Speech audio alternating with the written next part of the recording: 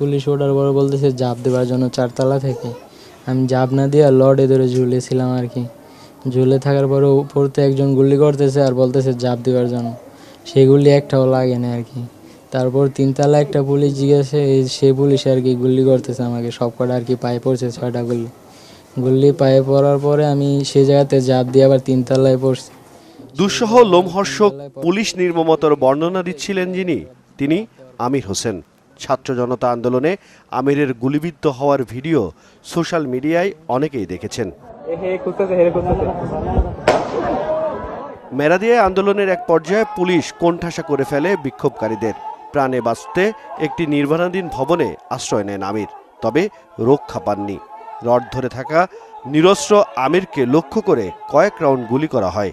গুলিবিদ্ধ হয়ে ঝুলে থাকা এই ভিডিও দেখে সংবেদনশীল নাগরিকরা ধিক্কার জানান এই বর্বরতার। এই যে একটা লাগছে এদিক দিয়ে বাড়িছে, আরেকটা এদিক দিয়ে লাগে এদিক দিয়ে বাড়িছে, আরেকটা এদিক দিয়ে লাগে এদিক দিয়ে বাড়িছে, আরেকটা এই জায়গাটা লাগছে ওই জায়গাটা বাড়িছে, তারপরে যে একটা এন দিয়ে লাগছে ওই দিক দিয়ে বাড়িছে, আরেকটা এদিক দিয়ে লাগছে এদিক দিয়ে বাড়িছে। সে সময় আমার মনে হইতেছিল আর কি আমি বাইচে আর ফিরতে পারবো না। এতগুলা গুলি গেছি, আমার পা মাও লড়াইতে পারতেছিলাম না, সে জায়গায় রক্ত দিয়ে ভরে যাইতেছিল। মেরাদিয়ায় জীর্ণ কুঠিরে ভাই বোনদের নিয়ে বাস করেন পেশায় দিনমজুর আমির হোসেন। জানেন না শরীরের বুলেটের ক্ষত সারতে কত সময় লাগবে, পরিবারই বা চলবে কিভাবে। তবে চ্যানেল 24-এর সাথে কথা বলার সময় তার প্রতি নির্মমতার বিচার চাইলেন তিনি।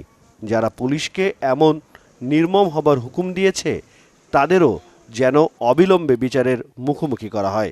যারা আমাকে গুলি করছে আমি তাদের বিচার হচ্ছে, আর যারা ওনাদের অর্ডার দিয়েছে যে গুলি করার জন্য আমি তাদের বিচার চাই।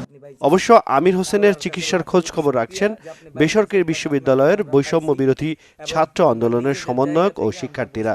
তারা আশ্বাস দেন পাশে থাকার। ইস্ট ওয়েস্ট, ইম্পেরিয়াল, ব্র্যাক, আমরা এই আশেপাশে যে ইউনিভার্সিটি আছে সব সময় আপনার সাথে আছি।